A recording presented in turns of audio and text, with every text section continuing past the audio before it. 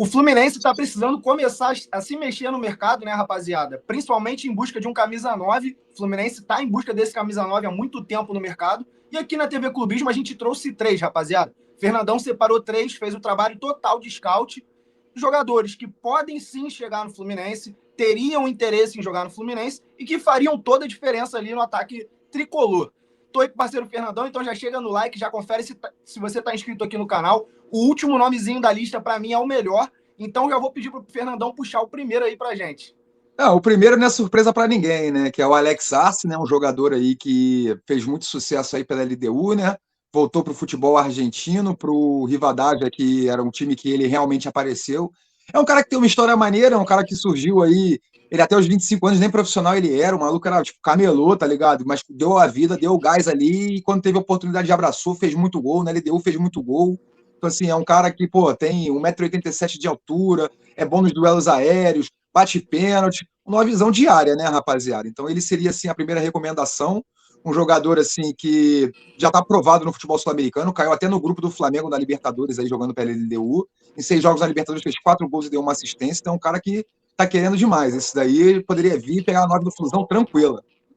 Cara, eu concordo com você. E o torcedor ele também tem que ter em mente que não adianta trazer aposta, né, cara? Não adianta você ficar testando jogadores ali. O Fluminense não tem mais tempo para isso. O Campeonato Brasileiro já vai começar agora. Esse ano é ano de Libertadores. Esse ano aí tem muita coisa para o Fluminense competir. Ficou com um gostinho ali da Copa do Brasil no ano passado, que esse ano a torcida vai cobrar do time pelo menos uma final de Copa do Brasil no mínimo. Então você precisa de um atacante que chega para resolver ali, cara. Um cara que chegue realmente para resolver. O Arce poderia não ser o melhor atacante do Brasileirão, poderia não ser o cara que é goleador máximo e tal, mas ele é sim goleador, ele é um cara que ele é fazedor de gol de cabeça, gol, chegou dentro da área, mano, ele chuta pro gol, não quer saber, se adapta taticamente, então ele joga no estilo que o Zubeldia gosta de jogar nas transições rápidas, ele também é um cara de área, que vai conseguir ter uma presença de área ali pro Fluminense, então para um time que precisa de um cara que finalize as jogadas mesmo, que foi o maior problema do Fluminense, eu acho que o Arce já seria um bom nome para essa Libertadores, é um cara que não ia deixar a desejar, cara. Não, sim, e essa é a opção barata, né? Ele foi recomprado pelo Rivadavia aí no ano passado por 2,6 milhões de euros. Tem um valor de mercado, como ele está numa ascensão aí na carreira, mesmo já tendo uma idade mais avançada de 4 milhões de euros. Não seria nada impossível para o Fluminense, né? E é um cara que concorda contigo, seleção paraguaia, é um cara que chega ali e já chega para vestir a camisa sem precisar de aposta. Cria uma característica diferente, né? Que o Fluminense não tem nenhum jogador de área, nosso jogador de área ali é o Everaldo não conta, rapaziada. Tirando ele ali, German Cano e John Kennedy não tem uma participação ali na bola aérea ofensiva que seja boa. Então, assim, é um cara que poderia chegar e agregar muito.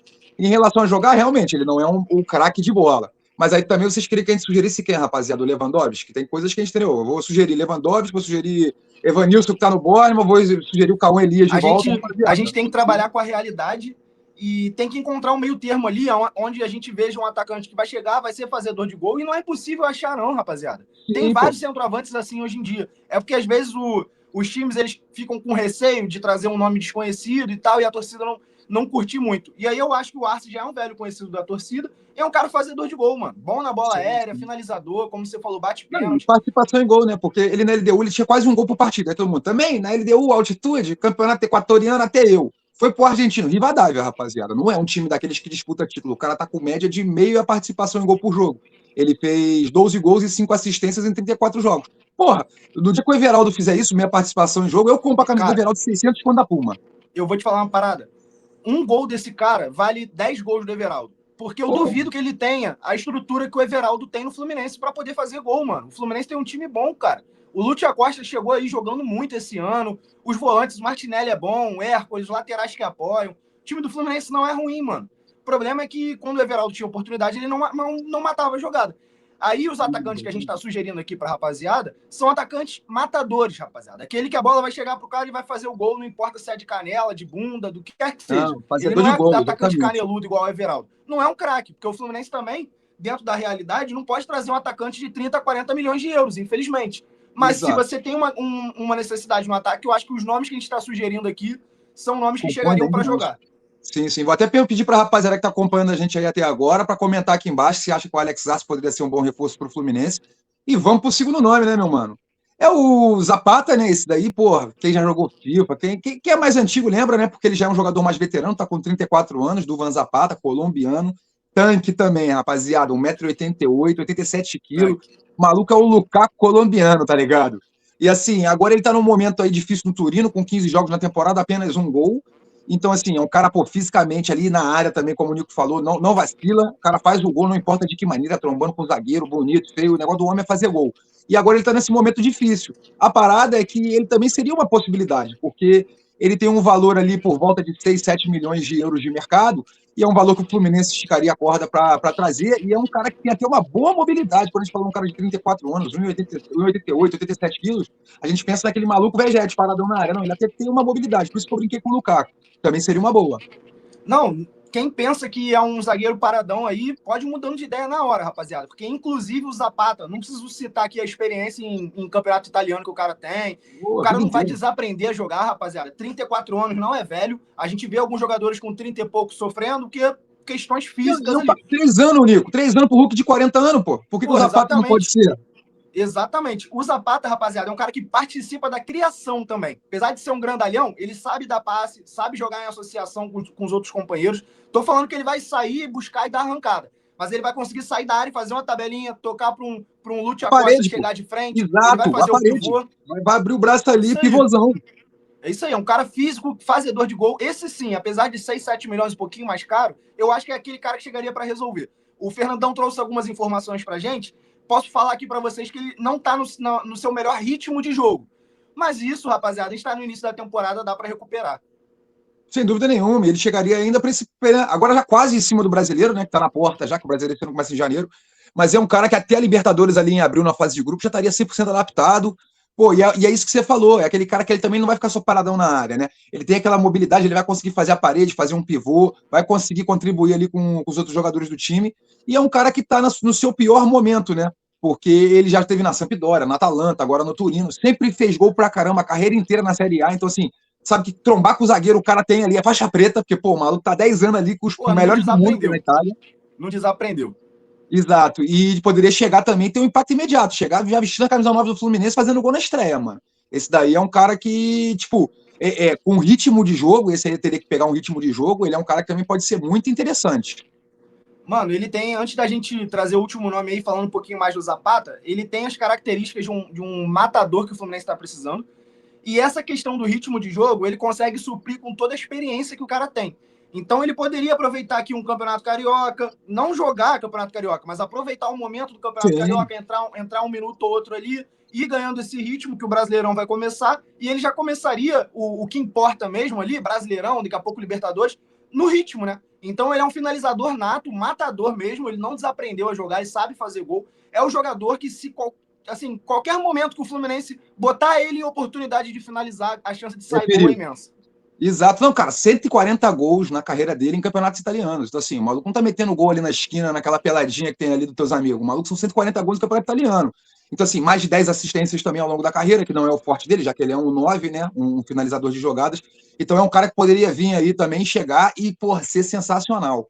Agora, para a gente partir para o terceiro, eu vou pedir para você comentar aqui se você acha que o Duvan Zapata poderia ser o 9 do Flusão. E vou pedir para você dar aquela moralzinha no likezão, se você chegou até aqui, ver se não está inscrito no canal, porque esse último nome, meus amigos, você tem que entender que esse último nome aí é para fazer Aeroflu, é para ir no aeroporto, né, não, Nico? Revela ou tu revela? Não, o Fernandão vai revelar para a rapaziada, vai deixar mas eu já adianto que entre os três, para mim, esse é o cara que vale o esforço. Ah, com certeza. É um cara que aí é uma oportunidade de mercado com um contrato vencendo aí, um nome que todo mundo conhece, com certeza você sabe quem é. É um atacante acha que é velho, mas não tá velho. Não é velho, exatamente. Acha que a carreira do cara acabou, mas não acabou. É ninguém mais, ninguém menos do que Mauro Icardi, né? O Mauro Icardi aí chegando próximo ao fim do contrato no Galatasaray ali na Turquia. É um cara que, pô, dispensa comentários, esse a gente não precisa nem falar tanto sobre como ele joga, porque eu acho que na memória da galera tá aí já bem fresco aí. É um cara que teve uma carreira aí, não teve a carreira que se esperava dele por conta de questões extracampo, mas que agora já tá com 32 anos, como o Nico falou, não é tão velho, pro futebol de hoje está tranquilo, é o auge da maturidade.